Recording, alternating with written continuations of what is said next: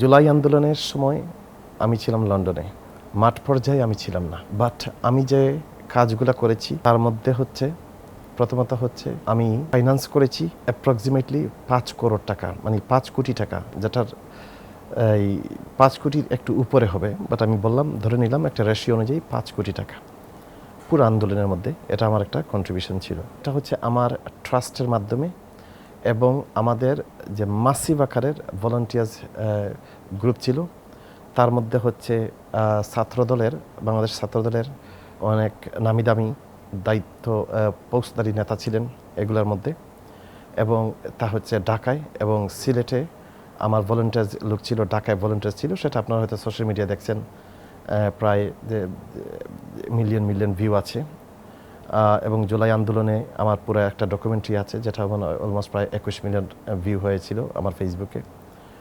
তো সেই আন্দোলনে আমার যে অবদানটা ছিল সেটা হচ্ছে শুধু ফাইন্যান্সিং করা তা না, স্টুডেন্টদেরকে মনোবল দেওয়া, যে যারা এখানে দলমত নির্বিশেষে সবাই কিন্তু যে রাস্তায় নেমেছিল তাদের নিরাপত্তা দেওয়া, কাউকে যে অনেক লোকদেরকে বাসস্থান ব্যবস্থা করে দেওয়া।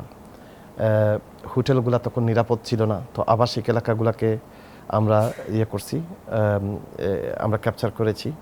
এরপরে হচ্ছে সিলেট টু ঢাকা লোকজনদেরকে পাঠানোর জন্য সেই গাড়ির ব্যবস্থা করা, যানবাহনের ব্যবস্থা করা, ব্রাহ্মণবাড়িয়া থেকে যানবাহনের ব্যবস্থা করা।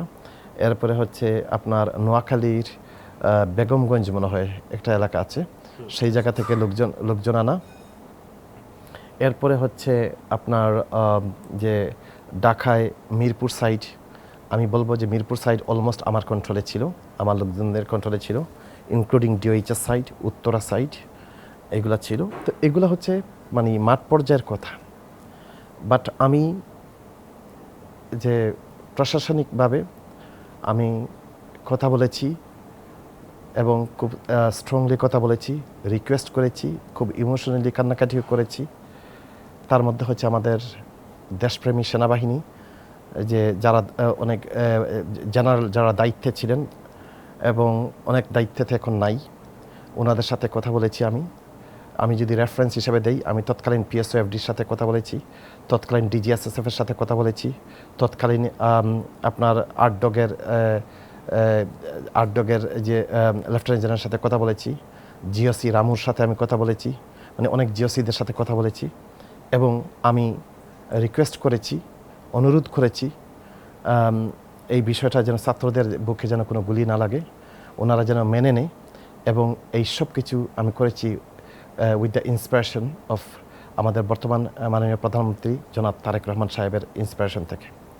ফার্দারমোর আমি যে কাজগুলো করেছি, এই 5 অগাস্টের পরে যে আমাদের আইজিপি ছিলেন বাহার সাহেব, উনি ছিলেন একটা মেডিকেল সাইড উনি দেখতেন, সেখানে আমি ফাইন্যান্সিং করেছি। এবং আপনার যে বর্তমান যে ডিজি র্যাব, ওনার সাথে আমার কন্টিনিউসলি কথা হতো পুলিশের। যে এরপরে হচ্ছে বেশ কয়েকজন ডিআইজি আছেন, বেশ কয়েকজন অ্যাডিশনাল আইজিপি আছেন বর্তমানে, ওনাদের সাথে আমি কন্টিনিউসলি যোগাযোগ রেখেছি। এবং আমি এই যাতে সবাই আমরা ছাত্রদের গায়ে যেন আর একটাও গুলি না লাগে, সেই ব্যাপারে আমি অসম্ভব ভূমিকা রেখেছি। এবং যেটা মাননীয় প্রধানমন্ত্রী জনাব তারেক রহমান সাহেব মোটামুটি সব কিছু ব্যাপারে উনি জানেন, কারণ everything I did owner inspiration থেকে। আমাদের দেশপ্রেমী সেনাবাহিনী অসম্ভব পজিটিভ ভূমিকা রেখেছে। আমি বলতে ভুলে গেছি, আমাদের এয়ার চিফ যে হাসান স্যার আছেন বর্তমানে রানিং, স্যারের সাথেও আমার কথা হয়েছে। এবং স্যারের একটা যে কথা আমার খুব পছন্দ হয়েছে, উনি বলছেন, Fahim, I came from a discipline family, I M A discipline officer. আমি কোনো ধরনের ডিসিপ্লিন ভাঙব না, সেই বিশ্বাসটা রাখো। তো ইট জাস্ট হেডস আপ। তো সেইভাবে আমি আমাদের যে অফিসারদের সাথে কথা বলেছি, যে অনেক জেনারেলদের সাথে কথা বলেছি, স্যারদের সাথে কথা বলেছি, ওনাদের অসম্ভব আন্তরিকতা ছিল। এবং ওনারা অসম্ভব মোটামুটি আমাকে যেভাবেই আমাকে ওনারা কাম ডাউন করতে পারেন, সেইভাবেই ওনারা আমার সাথে কথা বলেছেন। I was satisfied, I was very much satisfied. And গর্ব করে বলতে পারি, আমাদের দেশপ্রেমী সেনাবাহিনী তাদের অবদানের কারণে আমি মনে করি বিশাল বড় অবদানের কারণে আমরা বাংলাদেশটাকে ফিরে পেয়েছি আমাদের হাতে।